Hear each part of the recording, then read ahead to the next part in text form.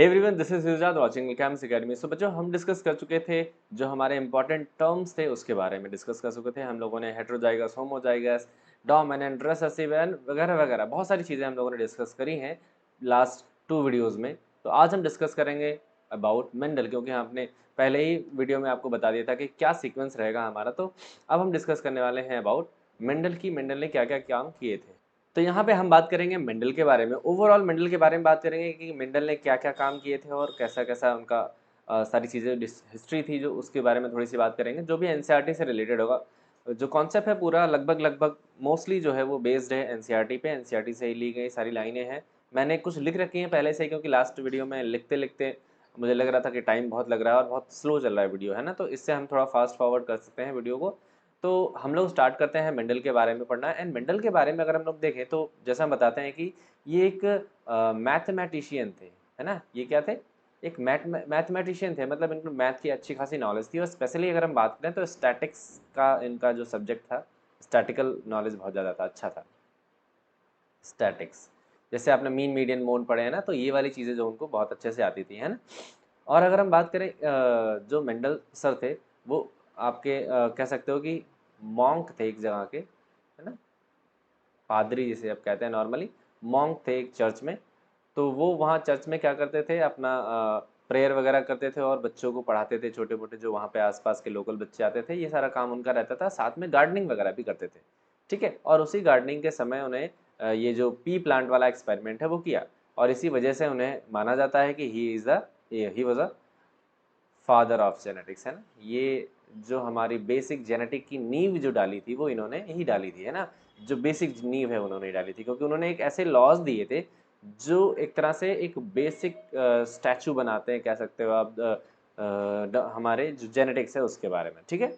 अगर हम बात करें इनकी बर्थ की, तो बर्थ के लिए हमने दिया है यहाँ पे पॉइंट की जो इनकी बर्थ हुई थी वो लगभग 22 जुलाई 1822 में हुई थी, है ना। इसको आप याद ना रखें, मतलब अगर आप एज इन पर्सपेक्टिव ऑफ किसी कॉम्पिटिटिव एग्जाम के लिए कर रहे हैं तैयारी, तो हो सकता है उसमें आ जाए। वैसे आपको मोस्ट प्रोबेबली ये है कि आप 12th में तो नहीं पूछा जाएगा, लेकिन कॉम्पिटिटिव एग्जाम में एमसीक्यूज में हो सकता है कि पूछा जा सके, ठीक है। डेथ ईयर की बात करेंगे तो ये 1884 में जो है इनकी डेथ हो चुकी थी, मतलब बहुत ज़्यादा लाइफ स्पैन तो नहीं था इनका, है ना। फिर हम बात करते हैं कि जो इन्होंने एक्सपेरिमेंट किए थे, वो अगर आपको याद होगा तो उन्होंने एक्सपेरिमेंट जो किए थे 1856 से किए थे शायद, है ना। और इन्होंने 1863 तक ऑलमोस्ट इन्होंने एक्सपेरिमेंट किए थे, ठीक है। ये एक्सपेरिमेंट करने के बाद around 16 year after his death, जो उनकी डेथ हुई थी 16 साल बाद, है ना। कितने साल बाद? 16 साल बाद, अराउंड 16 ईयर आफ्टर जो इन्होंने काम किया था उसको डिस्कवर किया गया बेटा, है ना। और उसको डिस्कवर करने के लिए 3 साइंटिस्ट थे हमारे। ह्यूगो डिवेरिस, आपको पता ही होगा, ह्यूगो डिवेरिस थे। इंडिपेंडेंटली इन्होंने अलग अलग काम करके दिया, है ना। और कॉरेंस थे और टेस्मार्क, ये 3 साइंटिस्ट थे जो हमारे, इन्होंने रीडिस्कवर किया इनके काम को। इन्होंने इंडिविजुअली, मतलब इंडिपेंडेंट वर्क किया, ऐसा नहीं कि टीम वर्क करके साथ में डिस्कवर किया, ऐसा नहीं था। इन्होंने अलग अलग अपना अपना काम किया और फिर जब इन्होंने अपने अपने डाटाज मैच कराए एक तरह से, तो सब मैच करे और फिर बाद में इन लोगों ने बताया कि हाँ, एक तरह से जो मेंडल ने दिए थे लॉज वो सही थे, ठीक है। नेक्स्ट पॉइंट की हम बात करते हैं। जो मेंडल थे वो इनिशियली क्यों सक्सीड नहीं हुए थे, इसकी बात हम लोग कर लेते हैं। ऐसा क्या हुआ था कि इनिशियली ऐसा, जब जैसे मतलब जब उन्होंने लॉज दिए अपने, जब उन्होंने चीज़ें सामने लेके आए, तो लोगों ने उन्हें अप्रिशिएट क्यों नहीं किया, लोगों ने उन्हें माना क्यों नहीं कि हाँ भाई आपने तो बहुत अच्छा किया है, ये तो बहुत अच्छी चीज़ है, ऐसा कुछ तो किया नहीं किसी ने। तो ऐसा क्या हुआ था? तो हुआ ये था कि वहाँ पे सबसे पहली बात, सिंपल सी बात थी कि उस समय क्योंकि बहुत ही अर्लीस्ट टाइम था वो हमारे जेनेटिक्स का, या फिर साइंस डेवलप हो रही थी, अभी बहुत ज़्यादा डेवलप तो थी नहीं। तो वहाँ पे क्या हुआ बच्चा, कि बहुत सारे ऐसी चीज़ें थी जो हम इंटरनेशनली नहीं कर सकते थे। जैसे कि आज के टाइम पे इंटरनेट है, तो इंटरनेट की वजह से हम आज यहाँ कोई चीज़ पोस्ट करते हैं फेसबुक पे, इंस्टाग्राम पे, तो हम कहीं भी पूरी दुनिया में देख सकते हैं जाके ना। ऐसा कुछ वहाँ पे नहीं था। तो उन्होंने एक मतलब जो अपनी पब्लिकेशन वहाँ पे पब्लिश किया, जिसको आर्ट को, अपने वर्क को एक तरह से, वो एक लोकल जर्नल में कर दिया। और लोकल जर्नल करने का मतलब ये हो गया कि वहीं के आसपास, जैसे कानपुर में कोई चीज़ अगर हम लोग हैं तो कानपुर में कोई चीज़ पब्लिश करी, कानपुर के ही पेपर में, जो न्यूज़पेपर यहाँ पे चलता है उसी में ही। तो अब वो चीज़ यहीं पे रह जाएगी, ज़्यादा दूर तो फैलेगी नहीं। तो वैसे ही सेम कंडीशन इनके साथ भी हुई, मेंडल सर के साथ भी। नेक्स्ट पॉइंट ये था कि क्योंकि ये मैथमेटिशियन थे, आपको जैसे मैंने पहले ही बताया कि ये क्या थे, मैथमेटिशियन थे। तो मैथमेटिशियन होने की वजह से इनमें क्या हुआ कि लोग इन पे विश्वास नहीं कर रहे थे कि अरे यार ये तो मैथमेटिशियन है भाई साहब, ये क्या कर रही है, बायो जानता ही क्या है। जैसे अगर हम लोग बायो के स्टूडेंट है और कोई हमसे बायो के बारे में बात करने लगता है कि बायो ऐसे होती है, ये होता है, उसमें ये होता है, तो हम लोग कहते हैं अरे तुम्हें क्या पता, पढ़ा तो हमने है ना। तो वो सीन हो जाता है कि मतलब बायो तो हम जानते हैं, बायोलॉजी तो हमें पता है, तो ये आप कैसे बता सकते हो उसके बारे में, है ना। तो इसलिए, और उन्होंने जो डाटा यूज़ किया था वो स्टैटिकल डाटा था एंड मैथमेटिकल लॉजिक्स जो उन्होंने यूज़ किया, इसकी वजह से उन पर कोई ज़्यादा विश्वास नहीं कर रहा था कि मैथ कैसे लगा सकते हो आप बायो में, बायो अलग है, मैथ अलग है, मैथ में कैलकुलेशन होती है, बायो में कैलकुलेशन कहाँ होती है, पहले ऐसा सोच रहे थे लोग, है ना। नेक्स्ट क्वेश्चन, नेक्स्ट पॉइंट ये था यहाँ पे कि जो बायोलॉजिस्ट थे वहाँ पे उस समय आपको याद होगा कि डार्विनिज्म चल रहा था, है ना। जो इवोल्यूशंस की थ्योरीज आई थी डार्विन की, वो सारी चीज़ें वहाँ पे चल रही थी उस टाइम पे, है ना। तो वहाँ पे डार्विन की जो स्पीसीज वाली इवोल्यूशन वाली थ्योरी थी वो आई थी, जिसकी वजह से उसकी ज़्यादा बात हो रही थी, और वो काफ़ी सटीक भी थी क्योंकि डार्विन की बात मानी भी, मतलब कई सारे लोगों ने अप्रिशिएट भी किया था डार्विन को, तो इसी वजह से वहाँ पे ज़्यादा इंपॉर्टेंस जो एक तरह से कह सकते हो डार्विन को दी गई, और मेंडल को एक तरह से निगलेक्ट कर दिया गया क्योंकि वो मैथमेटिशियन थे, और बहुत सारी चीज़ें जो अभी हम लोग डिस्कस कर रहे हैं इसके बारे, इसके वजह से, ठीक है ना।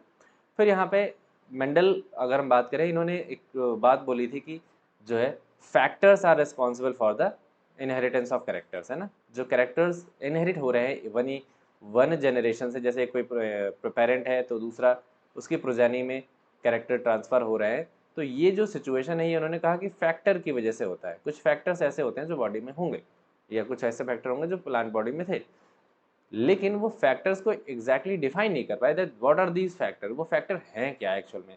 तो इस वजह से यहाँ पे क्या हुआ बच्चा कि उन्हें और ज़्यादा मतलब निगलेक्ट कर दिया गया। तो ये कुछ इंपॉर्टेंट पॉइंट थे जिसकी वजह से हम कह सकते हैं कि मेंडल को क्या कर दिया गया, निगलेक्ट कर दिया गया एट अर्लीस्ट टाइम, जिसकी वजह से वो उस समय सक्सीड नहीं हुए। लेकिन after 16 year of his death, है ना, डेथ के बाद उन्होंने काफ़ी कुछ फेम मिला, जब उनके वो नहीं थे तब। नेक्स्ट पॉइंट की बात करते हैं, उनके एक्सपेरिमेंट की बात कर लेते हैं थोड़ा सा, है ना। उनके एक्सपेरिमेंट की बात करेंगे तो उनका एक्सपेरिमेंट क्या था, किसके ऊपर था, इसकी चीज़ों के बारे में बात करने वाले हैं हम लोग, है ना। एक्सपेरिमेंट की बात करें तो उन्होंने, आपको पता है पाइसम सटाइवम यानी गार्डन पी जो हमारा था उसके ऊपर उन्होंने एक्सपेरिमेंट किया था, ये आपको पहले से पता होगा, हमने भी बहुत बार पढ़ाया है, आपने भी पढ़ा होगा क्लासेस में, है ना। नेक्स्ट, अगर हम बात करें जो उन्होंने एक्सपेरिमेंट किए तो वो किस तरह के एक्सपेरिमेंट किए थे, तो उन्होंने बेचा एक्चुअल में क्रॉस पॉलिनेशन कराया था, और वो क्रॉस पॉलिनेशन भी कैसा था, आर्टिफिशियल पॉलिनेशन था, या आर्टिफिशियल क्रॉस था कह सकते हो आप, जिसमें आप पढ़ोगे इमैस्कुलेशन, आपको याद होगा इमैस्कुलेशन, है ना। फिर बैगिंग था, फिर टैगिंग था, यहाँ पे लिख दे रहे हैं टैगिंग था, ठीक है।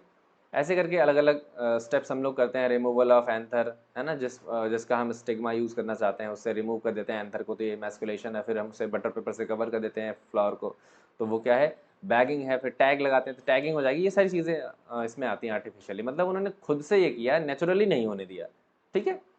इसके बाद क्या था बेटा कि उन्होंने एक नहीं बहुत सारी जो है ट्रू ब्रीडिंग वेराइटीज़ बनाई, और बहुत सारे सेवरल जनरेशन तक उस प्रोसेस को किया, है ना। 1 2 3 4 5, हम लोग तो 2 ही जनरेशन पढ़ते हैं, लेकिन उन्होंने कई सारे जनरेशन में किया, ठीक है।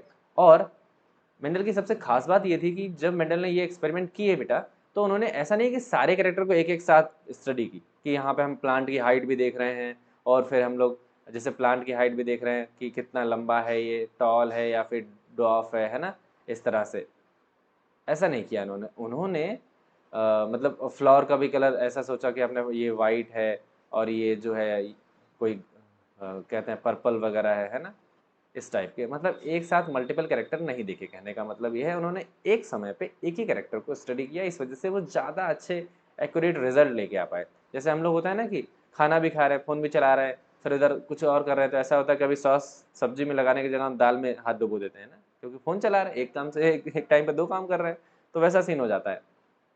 लेकिन इन्होंने ऐसा कुछ नहीं किया था, तभी इनके रिजल्ट भी बहुत एक्यूरेट थे, ठीक है। तो यहाँ पे इन्होंने एक टाइम पे एक कैरेक्टर को चूज़ किया और उसकी स्टडी की। नेक्स्ट पॉइंट ये था कि इन्होंने monohybrid and dihybrid process भी किए, ट्राई हाइब्रिड भी किए, जो आपके सिलेबस में तो नहीं, लेकिन ट्राई हाइब्रिड भी किए, मतलब कई सारे प्रोसेस किए, जिसमें बेसिक जो प्रोसेस हैं जो आपको पढ़ने हैं वो है monohybrid and dihybrid process की, ठीक है, जिससे उन्हें अच्छे रिजल्ट ऑब्टेन हुए। तो ये कुछ बेसिक सी बात थी जिसके बारे में हमें जानना था कि मेंडल ने कैसे कैसे जो पी प्लांट लिया और क्या चीज़ थी इसमें, ठीक है ना। अब हम बात करते हैं मेंडल ने पी प्लांट ही क्यों चूज़ किया, why Mendel chooses pea plant. ऐसा तो नहीं है, मेंडल तो गार्डनिंग करते थे, जैसे हमने बताया कि वो अपने जो उनका एरिया था, चर्च का एरिया, उसके अंदर जो गार्डन था उसमें गार्डनिंग करते थे वो लोग, है ना, टोमेटो वगैरह सब्जियां और भी चीज़ें उगाते होंगे, तो पी प्लांट ही क्यों चूज़ किया? उसके कुछ रीजंस हैं, उसकी बात हम लोग करेंगे, है ना। जैसे आपने देखा होगा पी प्लांट हम लोग साल में एक बार मतलब एनुअली उगा लेते हैं, है ना, या फिर सीजनल प्लांट है वो आराम से उग जाता है। तो वैसा ही कुछ सीन यहाँ पे भी है कि यहाँ पे जो हमारा पी प्लांट होता है, इसकी अगर हम बात करें बेटा, तो ये एनुअल प्लांट है। सबसे बड़ी बात ये है कि एक टाइम पे हो जाता है, मतलब कम समय में हो जाता है, शॉर्ट लाइफ साइकिल होती है इसकी, ठीक है। ये बहुत ही इंपॉर्टेंट पॉइंट्स हैं जो मैंने निकाले हैं अलग अलग जगहों से, है ना। वो आप इसको चाहें तो नोट कर सकते हैं या फिर स्क्रीनशॉट लेना चाहें तो ले सकते हैं। काफ़ी इंपॉर्टेंट पॉइंट्स हैं और आप अगर रिवीजन कर रहे हैं तो और अच्छी बात है, आप इसको अच्छे से रिवाइज कर दीजिए, लिखते रहिए कॉपी पे। कॉपी पे लिखेंगे, देखिए हमारी जो मेमोरी है वो कैसे काम करती है। जब हमारा हाथ लिख रहा होता है कोई चीज़ को, तो मेरा हमारा हाथ भी एक तरह से उसको मेमोराइज करता है। मतलब ऐसा नहीं है कि इसमें भी दिमाग है, वो कनेक्टेड तो दिमाग से ही है, यानी ब्रेन से ही है। लेकिन आप जैसे देखो, कभी आपने सोचा हो कि जब हम लोग बचपन में होते हैं तो हम लोग ABCD लिखते हैं तो लिख नहीं पाते हैं ना। क्यों नहीं लिख पाते हैं? क्योंकि क्या होता है कि हमारे हाथ को वो आदत नहीं पड़ी होती है ना। हमारे ब्रेन को उसकी आदत नहीं पड़ी होती है। लेकिन जब आप कोई चीज़ सीख जाते हो तो आपका हाथ भी आंख बंद कर भी बना दोगे तो ए बन जाएगा ऐसे करके, है ना। क्योंकि आपके हैंड को भी किस गेस्चर पर याद है कि कैसे वो मतलब मूव करेगा।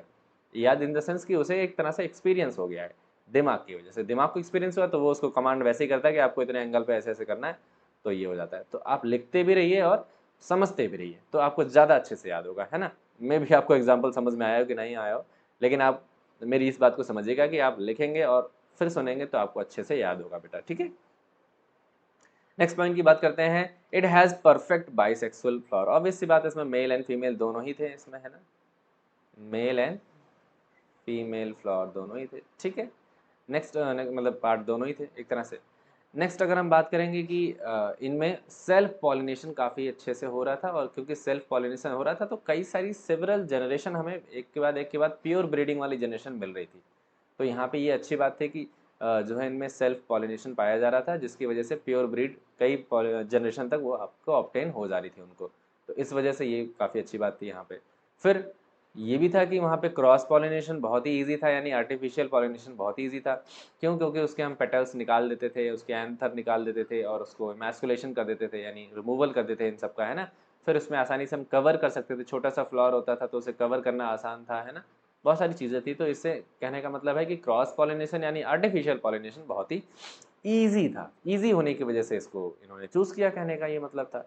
फिर यहाँ पे एक और बात थी कि अगर हम कोई जैसे सीड लेते हैं, सीड से कोई पी प्लांट उगाएं, तो आपने देखा होगा प्लांट जो उगता है उसमें एक जो फली है मटर की वो इधर लग जाएगी, एंड पी प्लांट की एक और लग जाएगी, है ना, एक और ऐसे करके लग जाएगी। कई सारे होते हैं, मतलब एक स्टेम पे कई सारे लगे होते हैं। और हर एक जो पॉड होता है, फली होती है, उस पॉड में क्या होता है, हर एक पॉड में सात आठ मतलब 7 8 क्या होते हैं आपके ग्रेन्स होती हैं, यानी आपके सीड्स होते हैं, यानी नंबर ऑफ सीड्स ज़्यादा मिलेंगे, यानी आपको रिजल्ट ज़्यादा मिलेगा, मैक्सिमम रिजल्ट मिलेगा। तो कहने का वही मतलब है कि अगर उन्होंने थोड़ा सा भी बीज लगाए हैं तो उसमें large number of seed obtain होते थे एक ही जनरेशन में। और जब किसी भी रिजल्ट में आपको लार्ज नंबर की क्वांटिटी मिल जाती है, क्वांटिटी ज़्यादा होती है रिजल्ट की, सेम रिजल्ट की, तो आप उसमें एक्यूरेसी समझ सकते हो ज़्यादा ही होगी, है ना। ठीक है, तो वो वाला सीन यहाँ पे था, ज़्यादा रिजल्ट थे, ज़्यादा नंबर ऑफ सीट थे, तो एक्यूरेसी भी एक तरह से ज़्यादा मिल रही थी इन्हें।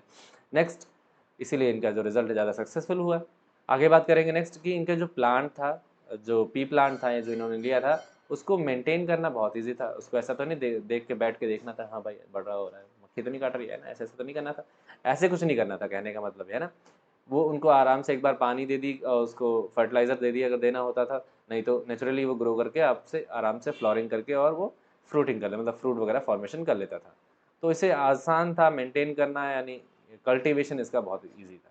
नेक्स्ट था, इसमें जो कैरेक्टर्स थे वो बहुत ही कंट्रास्टिंग कैरेक्टर थे। जैसे अभी हम बात कर रहे थे, या मंडल के 7 पेयर ऑफ कैरेक्टर की बात करेंगे अभी उसमें, जिसमें हम हाइट की बात करेंगे कि हाइट के 2 वेरिएंट थे, उन्होंने देखे 2 वेरिएंट ज़्यादातर उन्हें ऑब्जर्व हुए। एक क्या था, टॉल था, एक क्या था, शॉर्ट था, है ना। तो ये 2 वेरिएंट कैसे हो गए, एक तरह से कंट्रास्टिंग ही हो गए। एक पूरा का पूरा कैसा था, टॉल था, और एक पूरा का पूरा शॉर्ट था।